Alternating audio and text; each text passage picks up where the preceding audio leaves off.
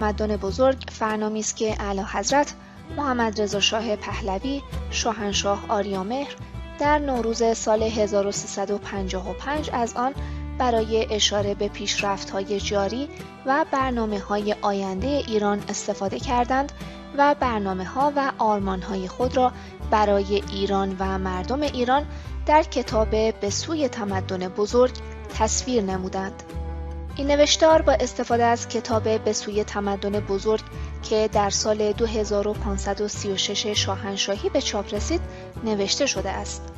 در گفتمان تمدن بزرگ، شاهنشاه ایران افزون بر بیان پیشرفت‌های کشور در طول 15 سال پس از انقلاب شاه و مردم به بیان چشمانداز خود برای دگرگون ساختن ایران از یک کشور عقب مانده به یک کشور پیشرفته پرداخت که با اجرای برنامه عمرانی ششم درهای تمدن بزرگ برای ایرانیان گشوده خواهد شد. محتویات: 1. دستاوردهای اقتصادی و اجتماعی. 2. ایران پیش از انقلاب سفید. 3. ایران در درازای انقلاب سفید. 4. در راه تمدن بزرگ. 5. دورنمای آینده. 6. منظور از تمدن بزرگ. 7. منابع. 8. جستارهای وابسته. دستاوردهای اقتصادی و اجتماعی. در دوران سلطنت اعلیحضرت محمد رضا شاه پهلوی برای پیشرفت ایران برنامه‌های عمرانی با همکاری و همیاری مردانی چون ابوالحسن ابتهاج، یکی از مدیران بانک جهانی و بنیانگذار سازمان برنامه و بودجه کشور و مهندس صفی اصفیا طراحی شد. برنامه‌های عمرانی کشور در دوره‌های گوناگون بدین ترتیب بودند: برنامه عمرانی اول 1327 تا 1333، برنامه عمرانی دوم 1334 تا 1340، برنامه عمرانی سوم 1341 تا 1346، برنامه عمرانی چهارم 1347 تا 1351، برنامه عمرانی پنجم 1352 تا 1356، برنامه عمرانی ششم برنامه ریزی شده برای سالهای 2537 تا 2541 شاهنشاهی. در سال 1338 بانک مرکزی ایران بنیان نهاده شد. مهدی سمیعی ریاست بانک مرکزی را بر عهده داشت و زیر سرپرستی وی بودجه بندی کشور و بانکداری شکل گرفت. بودجه برنامه‌های عمرانی و چرخش درست پول در زمان وی در ایران به کار انداخته شد. دیگر شخصیت ایران که بار پیشرفت ایران را همراه با شاه به دوش کشید، علی نقی عالیخانی وزیر اقتصاد بود. عالیخانی، اصفیا و سمیعی طراحان پیشرفت اقتصاد ایران بودند با نرخ رشد اقتصادی 15%. در چارچوب انقلاب شاه و مردم و منشور 19 ماده‌ای آن چهره ایران تغییر یافت. سپاه دانش، سپاه بهداشت، سپاه ترویج و آبادانی، اصلاحات ارضی و سهیم کردن کارگران در سود کارخانه‌ها و دیگر اصول انقلاب شاه و مردم ایران را به دروازه‌هایی رسانید که می‌توانست کشور را از جنبه‌های اقتصادی و رفاه اجتماعی با کشورهای صنعتی اروپایی برابری دهد. ایران پیش از انقلاب سفید. ایران نوین تنها 50 سال است که به وجود آمده است. از زمان بنیانگذاری سامانی پهلوی، ایران از دریچه تاریخی در انحطاط کامل بود. از نظر سیاسی، ایران در آستانه از دست دادن استقلال خود بود و حکومت مرکزی، نیروهای دفاعی و خزانه مملکتی تنها روی کاغذ وجود داشت. و از دیدگاه اجتماعی، تهیدستی، جهل، بیسوادی، بیماری، گرسنگی، خرافات، خیانت و بیگانه پرستی ایران را در رده فقیرترین و عقب افتاده ترین کشورهای دنیا پایین کشیده بود. در سال 1286 خورشیدی که قرارداد سن پترزبورگ در 1907 میلادی بسته شد، ایران به دو منطقه نفوذ روس و انگلیس بخش شده بود. ارتش و پلیس و ژاندارمری تقریباً وجود نداشت و در نتیجه از امنیت خبری نبود. ایران در چنگال مالاریا، حصبه، تراخم و بیماری‌های بومی و یورش وبا و طاعون ذره ذره هر روز نزارتر از پیش می‌شد. سلسله غیر ایرانی ترک اصل قاجار فقط به عیش و نوش و بچه درست کردن و چپاول ایران و بخشیدن شهرهای ایران به عنوان باج به روسیه برای دوام سلطنت خود مشغول بودند و تحصیل فقط به درباریان و خانوادهشان تعلق داشت. بچه‌های قاجار در بهترین مدارس سوئیس و دیگر کشورهای اروپایی درس می‌خواندند و ملت فلک زده ایران غرق در شپش و کچلی در پی لقمه نانی برای سیر کردن شکم‌هایشان بودند. چه دگرگونی شگرفی در کنار فراز و نشیب‌های تاریخ ایران که از آغاز انقلاب شاه و مردم 1341 تا 1353 ایران را در مقام 13ام در فهرست 20 کشور ثروتمند دنیا قرار داد. پر اهمیت ترین پایه انقلاب شاه و مردم اصلاحات ارضی بود که با تقسیم املاک سلطنتی و فروش خالصجات آغاز شد. برنامه اصلاحات ارضی با نخست وزیر وقت علی امینی و با همکاری وزیر کشاورزی حسن ارسنجانی تهیه شده بود. پس از کناره‌گیری امینی از مقام خویش، اسدالله علم را شاه به نخست وزیری می‌گزیند. ارسنجانی در مقام خود ابقا می‌شود. هدف ارسنجانی ایجاد یک طبقه‌ای از کشاورزان مستقل است.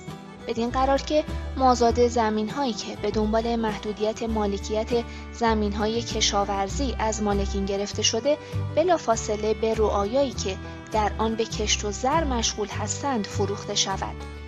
در تاریخ 19 دی 1341 محمد رضا شاه پهلوی در کنگره ملی کشاورزان این طرح را مطرح می‌کند. 4200 دهقانی که در کنگره حضور داشتند غریو شادی می‌کشند. در تاریخ 6 بهمن 1341 رفراندوم و همه‌پرسی در ایران انجام می‌گیرد که به تایید اصلاحات پیشنهادی می‌انجامد. 5,598,711 نفر برای انقلاب شاه و مردم و 521,108 نفر علیه انقلاب شاه و مردم آرای خود را به صندوق‌ها ریختند. برای نخستین بار در تاریخ ایران زنان نیز به پای صندوق‌های رأی می‌روند. در تهران 16/433 و در دیگر شهرستان‌ها 300,000 رأی آرای خود را به صندوق‌ها ریختند. در سالروز 6 بهمن نظیر این تظاهرات پرشکوه با همبستگی هرچه بیشتر همه طبقات مردم در سراسر کشور برگزار می شود و ملت ایران یک پارچه حقشناسی خود را از شاهنشاه آریامه پایه‌گذار انقلاب ایران ابراز می دارد. صفوف نمایندگان کشاورزان و دهقانان آزاد شده به نشانه سپاس از رهبر خردمند ملت ایران از برابر تمثال شاهنشاه آریامه رژه می روند. طبقات کشاورز و کارگر که به منزله ارکان اولیه جامعه ایرانند بیش از هر طبقه دیگر از ثمرات انقلاب ملی بهره‌مند گردیدند. انقلاب ایران توده‌های وسیع کشاورزان و دهقانان را از قید ارباب و رعیتی رهایی بخشید و روستایی زندگی تازه یافت. 15 سال پیش خورشید انقلاب در سراسر ایران پرتو افکن گردید. طی 15 سال همه قشرهای کشاورزان و توده‌های وسیع کارگران، زنان و مردان آزاده از مواهب انقلاب بهره‌مند گردیدند. عموم طبقات به طور عادلانه از توسعه اقتصادی و رفاه عمومی برخوردار شدند. ایران در درازای انقلاب سفید از زمان ملی شدن نفت ایران درآمد نفت هوشیارانه در برنامه‌های عمرانی برای توسعه صنعت، آموزش و پرورش، بهداشت، کشاورزی، تغذیه، محیط زیست، مسکن، آبادانی و بیمه همگانی سرمایه گذاری شده است. در سومین برنامه عمرانی کشور در سال 1342 6.204 میلیارد ریال و در برنامه چهارم عمرانی در سال 1347 8.506 میلیارد ریال در پیشبرد و شکوفایی اقتصاد ایران سرمایه گذاری شده است. پس از صنعت نفت، صنعت ذوب آهن ایران که مادر دیگر صنایع ایران بود، رو به گسترش روزانه نمود. صنایع پتروشیمی ایران از دیدگاه جهانی رتبه اول را دارد و در خاورمیانه بی همتاست. صنعت بزرگ مس و آلومینیوم و کانهای شناخته شده این دو فلز گرانبها پشتوانه امینی برای گسترش صنعت و آینده مردم ایران بود. منابع باور نکردنی زغالسنگ که برآورد آن بیش از 36 میلیارد تن در کویر مرکزی است و تولیدات کارخانجات داخلی صنایع سنتی و دستی دیگر صنایع داخلی از صنایع سبک گرفته تا صنایع سنگین همگی در حال رشد سریع بودند. ایران خودرو از آغاز کار خود اتومبیل‌های ساخت ایران را علاوه بر بازار داخلی به بیش از 10 کشور اروپایی، آسیایی و آفریقایی صادر می‌کرد. در سال 1356 ایران خودرو از کارخانه هیوندای کره جنوبی اتومبیل‌های بیشتری تولید کرده بود. تا سال 1364 خورشیدی 90% قطعات اتومبیل در ایران طراحی و تولید می‌شدند. همچنین کارخانه‌های کفش تولید ایران چون کفش ملی و کفش بلا و غیره به تمام کشورهای خاورمیانه کفش صادر می‌کردند. علاوه بر صدها واحد کوچک صنعتی، بیش از 100 واحد بزرگ صنعتی و تولیدی به کار افتاده است که این از افتخارات ایران است.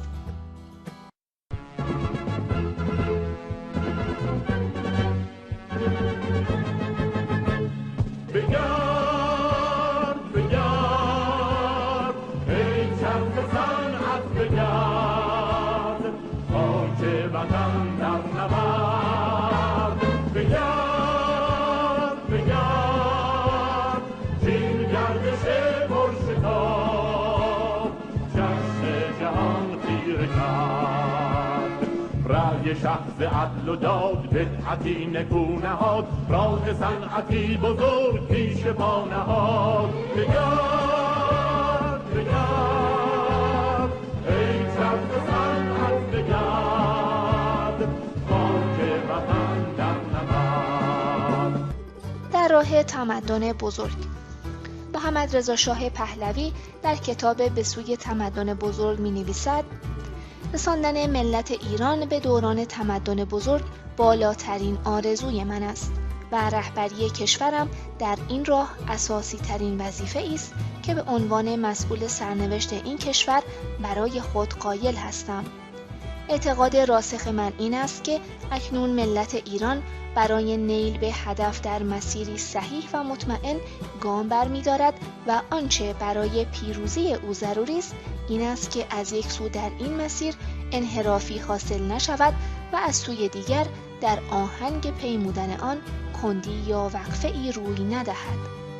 هدفی که من برای ملت خودم در نظر گرفته‌ام بیگمان هدفی بسیار جاه طلبانه و بلند پروازانه است، ولی هدفی نیست که نیل بدان برای ملت ایران با امکانات فراوان مادی و معنوی و با سرمایه سرشار روحی و اخلاقی این ملت ناممکن باشد. اگر چنین هدفی از حد متعارف بسیار فراتر می رود، به خاطر آن است که تلاش برای نیل به کمال مطلوبی کمتر از آن اساساً شایسته ملت ما نیست. کارنامه چند هزار سال تاریخ و تمدن ایرانی و نبوغ آفریننده‌ای که از نخستین صفحه این کارنامه تا به امروز وجه مشخص آن بوده است، دلیل روشنی بر درستی این باور است که اگر این نیروی آفرینندگی دوشادوش اراده‌ای راسخ و پشتکاری استوار به کار افتد، پیروزی ما ملت ایران یک باید تاریخی خواهد بود. دورنمای آینده. طبق برنامه‌ها و پیش‌بینی‌ها جامعه ایرانی در آخرین دهه قرن 20 یا سال 2550 شاهنشاهی یا 1370 خورشیدی پا به دوران تمدن بزرگ خواهد گذاشت. با این حساب یک ایرانی زاده پیش از اسفند 2479 شاهنشاهی یا اسفند 1299 که در یکی از بدبخت‌ترین کشورهای دنیا چشم جهان گشوده در کمتر از نیم قرن در یکی از سعادتمندترین کشورهای جهان زندگی می‌کند و از دنیا خواهد رفت. امیرعباس هویدا نخست وزیر ایران در مصاحبه‌ای با روزنامه لوموند فرانسه میگوید در سال 1985 میلادی یا 1364 خورشیدی درآمد سرانه ایران بیش از 4500 دلار خواهد بود.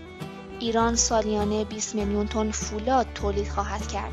1 میلیون تن آلومینیوم، 1 میلیون خودروی پیکان، آریا، شاهین، شورلت ایران، کادیلاک ایران، هیلمن و کامیون‌ها و اتوبوس‌ها تولید و صادر می‌کند و 1 میلیون تن کاغذ تولید و صنایع شیمی و پتروشیمی سود سالانه‌ای برابر با 7 میلیارد دلار خواهد داشت. محمد رضا شاه پهلوی آریامهر شاهنشاه ایران زمین به ملت خویش تمدن بزرگ را که بر پایه منشور انقلاب شاه و مردم قرار دارد قول می‌دهد که تا سال 1990 میلادی برابر با 1370 خورشیدی ملت ایران استانداردهای رفاه اجتماعی و سطح زندگی و سطح پیشرفتی همانند اروپا در سال 1978 میلادی را خواهد داشت و ملت ایران تا سال 2000 برابر با 1380 خورشیدی در پیشرفت‌های صنعتی و رفاه اجتماعی برابر با کشورهای فرانسه، انگلیس و ایتالیا خواهد بود. برنامه‌ای با فرنام دورنمای اقتصادی و اجتماعی ایران 2531 تا 2551 طراحی و پایه‌ریزی شد تا هدف‌های تمدن بزرگ را به انجام برساند. در کنار برنامه دورنمای اقتصادی و اجتماعی سازمان برنامه و بودجه کشور یک طرح نوسازی و بازسازی ایران تهیه شد. در این طرح ایران به 3 محور تقسیم شد. محور مرکزی که شیراز، اصفهان، تهران و تبریز را در بر داشت. محور خاوری که چابهار را از راه زاهدان، مشهد تا سرخس در بر می گرفت و محور باختری که خرمشهر به سوی مهران، ایلام، کرمانشاه و سنندج به سوی رضاییه را زیر پوشش خود داشت. بودجه‌های عظیمی برای توسعه تمامی شهرهایی که در راه هر یک از این 3 محور قرار داشتند اختصاص داده شد. این طرح برای جلوگیری از مهاجرت بی‌رویه به تهران و اصفهان پایه‌ریزی شد و بدین روی کوشش شد که همه مردم ایران از سرویس‌های آموزشی، بهداشتی، رفاهی، فرهنگی و ورزشی و غیره همانند سرویس‌های پایتخت و دیگر شهرهای بزرگ ایران برخوردار شوند. شاهنشاه درباره دورنمایی که برای ایران داشتند چنین می‌نویسند: دورنمایی که من از چنین ایرانی در برابر نظر دارم دورنمای کشوری است آباد و آزاد، مجهز به صنعت و تکنولوژی پیشرفته با اقتصادی سالم و شکوفا که در آن جامعه‌ای نیرومند و سرفراز برخوردار از حد اعلای شرافت انسانی و از آزادی‌های فردی و عدالت اجتماعی و در عین حال آراسته به ارزش‌های عالی اخلاقی و فرهنگی با کوشش خلاقه خویش راهگشای اطلاع باز هم بیشتر خود و جامعه بشری در راه کمال که راهی پایان یافتنی نیست باشد. در ایران عصر تمدن بزرگ از عوامل مخرب و منفی دیرینه یعنی فقر، جهل، بیسوادی، فساد، استثمار، تبعیض و امثال آنها نشانی باقی نخواهد بود. گسترش فعالیت‌ها و خدمات بهداشتی حد اکثر تندرستی و نیرومندی بدن را تا آنجا که دانش و امکانات اجازه دهد برای هر فرد ایرانی تأمین خواهد کرد و تعمیم آموزش و دانش همین فرد را از حد اکثر سلامت روحی و فکری باز هم تا آنجا که امکانات اجازه دهد برخوردار خواهد ساخت. هر ایرانی در هر شرایط فردی و اجتماعی از لحظه تولد تا زمان مرگ در زیر پوشش انواع بیمه‌های اجتماعی قرار خواهد داشت. دستمزدها و درآمدها در برابر کار شرافتمندانه که برای همه کس وجود خواهد داشت در حدی خواهد بود که همه مخارج افراد را در حد کافی تأمین کند. بسیاری از هزینه‌های افراد با کمک‌های دولت سبکتر خواهد شد. تحصیل تا حد معینی به طور اعم و پس از آن تا بالاترین سطوح دانشگاهی و تخصصی تحت شرایط معینی برای همه رایگان خواهد بود. سطح زندگی در حدی قرار خواهد داشت که دیگر هیچ ایرانی معنی گرسنگی را نخواهد فهمید و با وجود این دولت وظیفه خود را در مراقبت از کودکان و نوزادان تا 2 سالگی آنها انجام خواهد داد. هر ایرانی مسکنی مناسب خواهد داشت. محیط زیست مادی مردم محیطی سالم و پاکیزه و نیروبخش و محیط زیست فرهنگی و روحی آنان نیز محیطی منزه و کاملا انسانی خواهد بود. اصل اشتراک اساس کوشش‌ها و برنامه‌ها به شمار خواهد رفت و بر مبنای آن کشاورز و کارگر و کارفرما، دانشجو و کارمند دولت و روشنفکر و هنرمند و به طور کلی هر فرد از هر طبقه و در هر موقعیت اجتماعی کار خود را با برخورداری از حد اکثر حقوق انسانی و اجتماعی و اقتصادی به صورت سازنده و بر اساس همکاری و مشارکت و نه دشمنی و رویارویی انجام خواهد داد. کار مردم در حد اکثر ممکن به دست مردم اداره خواهد شد و در هر مورد هم فکری عمومی و راهنمایی‌ها و انتقادهای سازنده راهگشای پیشرفت‌ها خواهد بود. آگاهی وسیع سیاسی که دستاورد آموزش گسترده حزبی است، آموزش و پرورش را به معنای اعم آن تکمیل خواهد کرد. روح ایمان مذهبی به عنوان عالی‌ترین مظهر معنویت در وجود همگان متجلی خواهد بود. کانون‌های فرهنگی و هنری و ورزشی و مراکز تفریحات سالم به روی همه باز خواهد بود و امکانات اقناع نیازهای روحی از قبیل کتابخانه‌ها، موزه‌ها، تالارهای کنفرانس، تئاتر و موسیقی و به طور کلی هر چیز که به فرهنگ ملی و بین‌المللی مربوط می شود در دسترس همه قرار خواهد داشت. برای کهنسالانی که تنها باشند یا با وجود داشتن خانواده مایل به تنها زیستن باشند مراکز آماده وجود خواهد داشت.